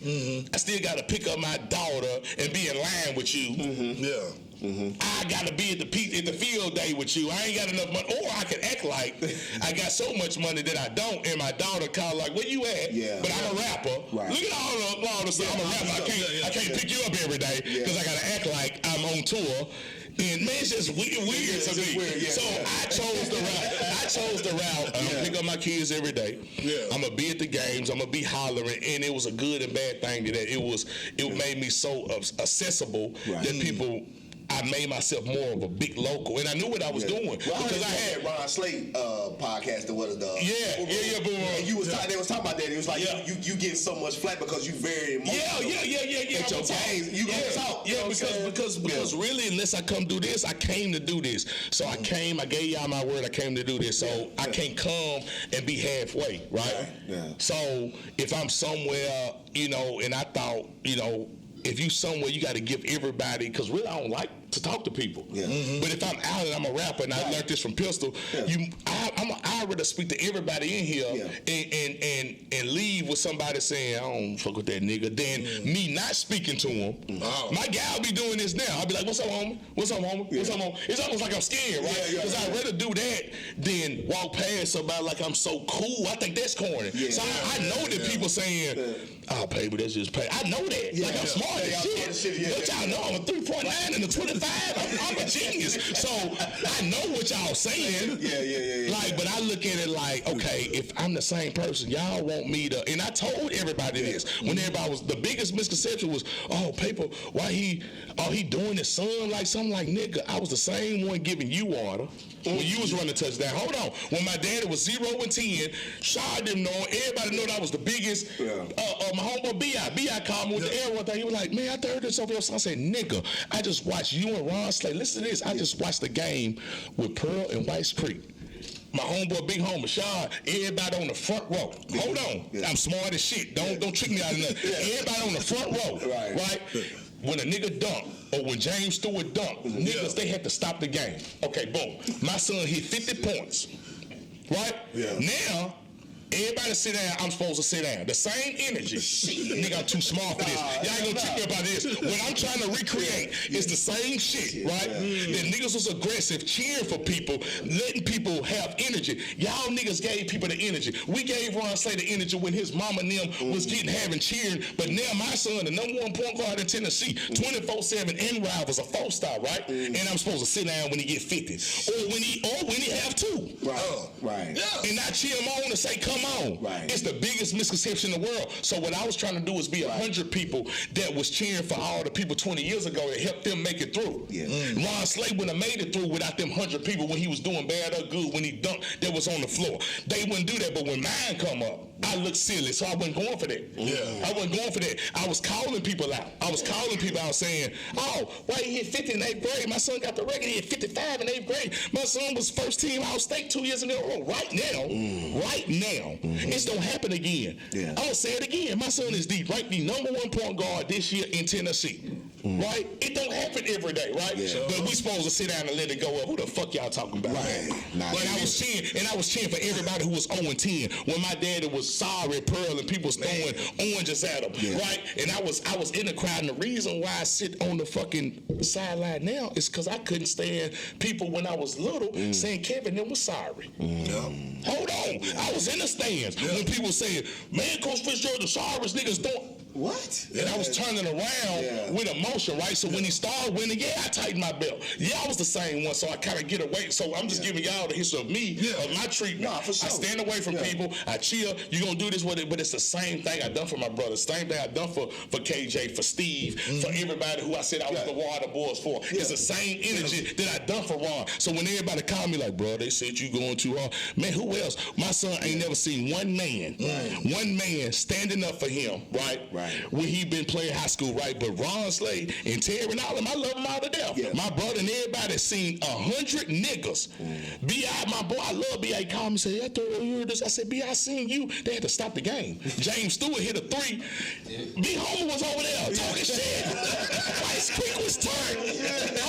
White Creek was turned. And they gave them that energy, and it was all in good faith. So then 20 years later, my son, I don't know what's wrong with paper. Man, everybody at the same game, but they like your style. They like your style. Nah, they ain't sensitive, they hate us. And I understood what you were saying though. You know what I'm saying? I get it, and then when I put it to people like that, man, you know what I'm saying? Now it's over. He's in college, he's grown man, whatever. But I was real aggressive, and I was personable about it. And I was, you know, that's why me and Roy got into it. I was like, damn, it was a strap, man, it was 10 and I wanted that energy. And we was arguing about. He said, that's why he said on the record, I'm supposed to say this. Now I ain't saying that. I'm just saying we was friends, and then after I like that energy. We friends. I want you to be with the jersey and sweating and all that. So it ain't like, don't try to make it like, oh, he just mad. No, bro, if we friends and I seen you do this for or just say we ain't friends. So I'm charging everybody with that. My son was the first person I had him at 18, right? He ain't never seen. I showed him a tape of Pearl, and that's why I said the other day that this new Pearl was better than old for everybody's mad. Because I said, listen, bro, they was so overrated. Ron was a dog. But I see Shaw, B.I., all of them, man, them niggas, so James Stewart was a dog, right? He was more of a dog than I. Them niggas hitting shit, and them niggas cheering for him, and that energy. And my son, I showed him the guy, he never seen that. Like, damn, why everybody look at me? But he gonna be better for that, right? You know what I'm saying? Because he seen his fucking daddy doing it. You're damn right. So I'm proud of that. Hey, Piper, you know what I'm saying? If you got anything, you know, you can tell any person that want to get in the game as far as hip-hop, man, what you'll tell them, bro. Oh, man. If I'm telling the truth. You got to tell them the truth. Yeah. Man, man, here's what I don't like, you know what I'm saying? Like, people who come to me, a lot of people come to me for advice. My son rap, he 14 and stuff like this, 15. I ask these questions. Is he in school? Is he smart? You know what I'm saying? Is he? Because if you a nigga who done dropped out in Woodland Hills, I ain't like, that ain't nothing. You know 10 people. And I tell people the reason why I kind of halfway blew up, and Lido halfway blew up because we were smart and we knew a lot of people, okay? We done been through basketball in college. Lido blew up at Tennessee State. So you trying to rap, you done dropped out, and you got 7 niggas in Westchester, Crest saying you good. And your mama coming to me. my baby can rap. So I asked, like, man, what did he do? What's his grade point? What school? The further you go in life, the more people you meet. It's a network, right? Right. Why is people trying to, man, don't bring me nobody that done dropped out, that don't know nobody sitting on the, like, how you gonna reach all the people? Right. Yeah. So the more people you know is the more stuff you do. The more well-rounded you are. Yeah. The more college and all this. That's what's called university, right? Exactly. Lido blew up. You know how many sales fans he got from NCSU and TSU? You know how many people that knew me from Pearl Cone and BA and Hillsborough and my daddy? Half of my fans was from who I knew just from being me. Yeah. So if I could halfway rap, that made it double. But people trying to get, so that's the first I'm telling, like, the further you go, like my son could probably drop, somebody got 30,000 followers and make 50,000 views when he dance, right? He be doing rap, and this nigga's trying to rap right now, he do it on the side. He got more because he's a well-rounded, he's smart. He's so the further you go in your life, you know what I'm saying? So I tell the young kids that, like, don't the street, and I'm just right here, and I'm bad, and I smoke weed, and you know what I'm saying? Like, if you, so I'm big on that. I'm big on being accountable and a good guy. And a like, damn, you go to school every day, I might help you. Like, cause you don't know, like, going to college, okay, put your CD out, get it right, and I can tell them that. But all the street stuff and my baby good, and man, they ain't going nowhere. They wasting their time. Did you know Killer Pooh? Yeah, I like Killer Pooh. Yeah, man. What happened to him, man? He had said everything. I don't know. I don't know. But shout out to Killer Pooh. Yeah, man. R.I.P. Killer Pooh. I thought he was. You know, Parkwood. Yeah, I thought he was a nice guy. Best of Killer Pooh. You know what I'm saying? He was on the hood with my people. You know what I'm saying? 98 or so and stuff. He was a good guy. You know what I'm saying? Whatever. But I, you know, and I do believe that it's some talent. It's 70%. You know, networking. You know what I'm saying? Especially right now. Back in the day, you had to have talent. You had to be cold. Oh yeah, because it was competition. It doesn't switch, but it's networking, being different, and just pushing your line. But I think it's also being about smart, man.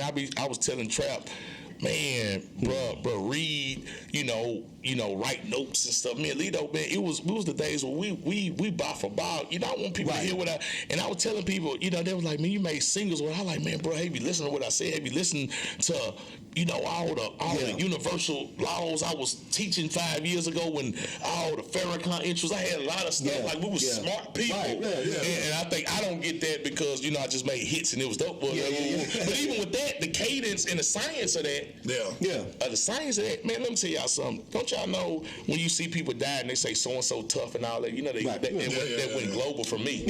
So it's so-and-so strong, so-and-so. I made the adjective. I really wrote this record to make the adjective before the noun.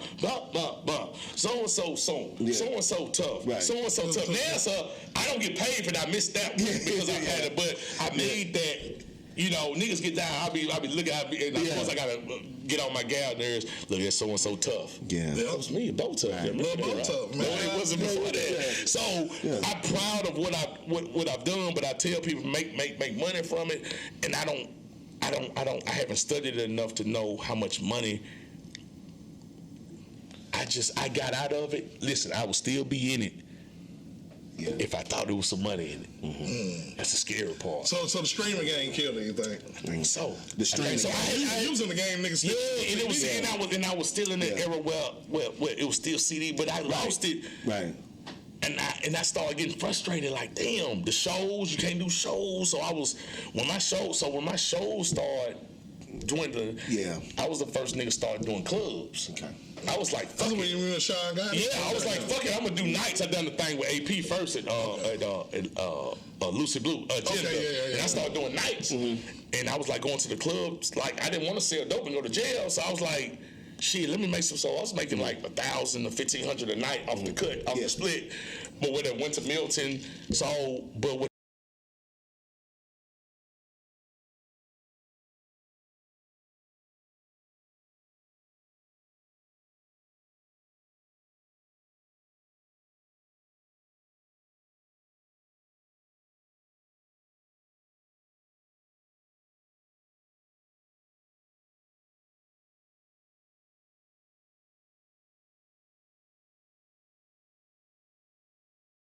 $2 or $3 a week. That was the Dope Boy Swag Problem. 10 to 13. I was jacking it off before I got home. I was buying clothes and man, I mean it's good money. Man, you text to the guy, bitch, I got $2,000 because you're doing the show tomorrow. Yeah. But you know that was in my height. You know, man, I mean, it wasn't every week, but it was any good week it could get 10 grand. You know, I might have 2 booked right here. Then in a couple weeks I might have 2 booked, and that's shit. Yeah. You rolling, nigga. Man, that's what niggas don't understand. But when it stopped going like that, and man, I was just like, I was trying to find it. So that's when I started doing nights and shit, you know, the club thing. And then when that kind of dwindled, I was like, damn, you know, it just wasn't worth nothing for me. But you know, if you love it and stuff like that, man, you know, I think it's. I mean, I'm just a businessman, and I just didn't see the money in it anymore. Yeah. You know, and then especially for me, I think I could probably make some money, but it just ain't worth the. If I do make some money, gotta be a lot of money, because then it's the other shit that comes. Sound nigga like a barbecue festival or something. Yeah. That nigga down at the barbecue festival. You know, nigga still do that shit. You know what I'm talking about? Now, nigga. Shit, I'm gonna give him a plate. Listen to that And I think a lot of people do it because they love rap music, man. I never really loved rap music. I love women. I love women. I love the club. I loved at the time. I loved the game of it. But when I grew a little older and it started feeling a little funny to me, I was like, damn, I don't even like rap like that. Like I think Young Buck gonna rap till he's 50. Yeah, man. And I'm gonna be honest, I thought Lito was like that. But when Lito had his baby, I told him, right? And that's when he took that hiatus. He made the new CD Paternity Leave because I told him. I was like, man, everybody was mad at me. They was like, bro, why you on one? I just posted it today. I was like, man, I quit rap, you know, because I didn't. Man, I had a manager, man. My son was like 2nd grade. He was playing on Saturdays in the little baby league. And they was like, man, bro, we gotta go to the studio up in Atlanta for this big session. I was like, damn, my son got, I'm talking this little game. And I was so like, dude, everybody just supposed to leave? I was really into that. Or when my son, like every day to pick up McDonald's and stuff, this is me. So I ain't saying that nobody's supposed to chase their dream, but me, I guess since I had low parents and stuff, I was just like, damn, you're supposed to see your kids every day. For sure. I mean, I got 3 of them, even the one that, like, I broke up with the mama, like, I pick up every day and it's Jordan cuts 3 days a week. Like, I felt every other weekend was too long. Right. Man, I did the science. Man, I get him every other weekend, right? He 15, he starts smoking weed on my off weekend, right? This one day, right? All right, so look, then the next day he smoke some more weed, right? By the 4th day, he got a habit. So I see him on the next weekend, right? Man, he like, man, he already got a habit, right? But if you see him every day, damn, man, what's up? You stopped before you got that habit. I'm gonna lay eyes on you every day. That's just my treatment. Right? So you can stop a lot of stuff. So I even think the system made it well. Damn, every other week, me got 10 days to become a habit. Man, I want to look at your face every day.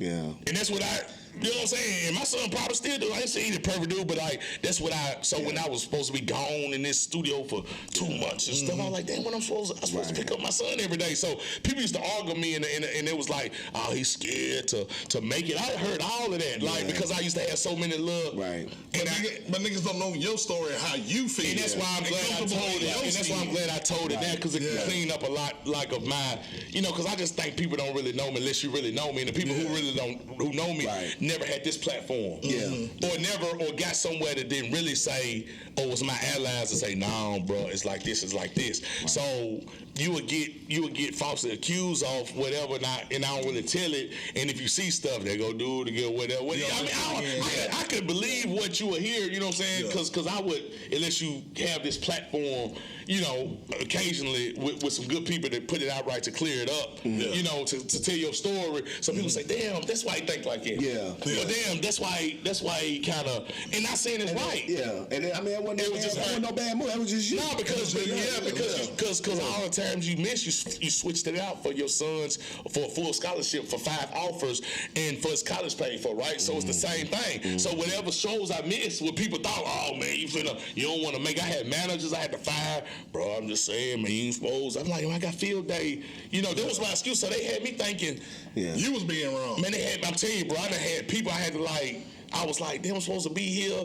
Am I like, man, nah, you supposed to, you gotta go for your dream. Well, here's what I think. Man, if you have kids, man, right. You better make your dream in the middle, or you better measure what you want. I'm going for my dream. I'm 30, I'm 25. Man, motherfucker, you chose to have kids at 18, my nigga. Right? You know what I'm saying? And all I did is see my dad every day. Yeah. And for niggas that don't know, that's mathematics. And man, so I measured it out. Man, my son he got his first scholarship. He got his first offer at 9th grade from ETSU, then from Murray State, and he got like Belmont and all this place. I was like, damn, well, I traded it out. So whatever he do with it, if he ride the bench before, I'm proud, right? So because that's what he wanted to do. And I miss shows, I miss studio, I miss sessions and SW or whatever that shit is. And man, you got to be up here for 2 weeks. I used to miss so much, and I was like, man, they be like, bro, for real, bro, like, man, damn, my son got a little field day, like a little, I got a little daddy donut thing. I'm proud. And niggas don't get that part. So I'm saying the identity cry, I really was, and I ain't saying this everybody's or people who don't do this is wrong. I ain't saying it. I'm just saying what my story was, right? And it's probably from my upbringing, from seeing that big black motherfucker every day. Cause you can't get that. No matter if he talk to me, man, I see a nigga every day all my life. You can't get that. If I'm arguing on Facebook, he called me 1900 and said, please, I only answer for 2 days. Now then I'm leaving that up. And then I'm answer, all right, man, I already. Cause you can't get that back, man. You can't get that shit back, man. You can't get that back, man. So shit, man. Right now, man. This show is sponsored by OG Cosprays, man. Sucker Repellent, Green Apple, man, Kush Killer. And we got the OG, man. That's everybody's favorite, man. Right now, man. Hey, Paper, man, tell everybody, where they can reach you at, man. You can reach me on Instagram, the City Paper, THA, City Paper, no, shit, I ain't even on Instagram. Like, I switched it. I'm on Instagram. Marcus Fitzgerald. Marcus Fitzgerald _senior. Because you'll get it mixed up with that little motherfucker. He kind of trying to have his name like me or something. So, I'm Marcus Fitzgerald _senior on Instagram. I got a lot of content. I got a couple businesses. We got the MPA. I got to plug that we try to help, people get offers and stuff. Me and my brother Buck, you know what I'm saying? And we just got them exposure and ACT prep, and then we got info motion. So you'll see a lot of sports shit on there if you're into that. You know what I'm saying? You've been a sports guy forever, man. I refer to that. Man, like, and people like, man, what's up with the sports? I told them, sports. Nah, listen, I told them, motherfucker, I was player of the year in 2000, 25 a game in Hillsborough when I transferred out of Pearl. Like I was a bucket. So with that, you have to see a lot of that. Then on Facebook, Marcus Fitzgerald, whatever. You know what I'm saying? We're trying to promote positive, man. At the end of the day, I want this disclaimer. I ain't got no problem with nobody, nothing like that, man. You know what I'm saying? But rap, I feel like I done my thing, and I do feel like platforms like this, need to be spread. I think to your question earlier that it can help. The culture, you know what I'm saying? And to all the people who listen to me or think, I have a little knowledge or whatever, rappers or whatever, when they reach out, then y'all should be running, you know what I'm saying? Because it's a nice, dope setup, you know what I'm saying? The whole thing, they're going to do a professional and all that. Like, so it need a lot of that, you know what I'm saying? Instead of people, thinking they made it and all that. You know what I'm saying? I think that's needed, but who am I? You know what I'm saying? So that's it. That's a phone from the bar shop. Man. Hey, boy, they want them fades, boy. On a Sunday. You know what I'm talking about, man? You know what I'm talking about? This is episode 16, man. All about the paper, man. I want to thank you, man. You know what I'm saying? Man. Appreciate it. It was good.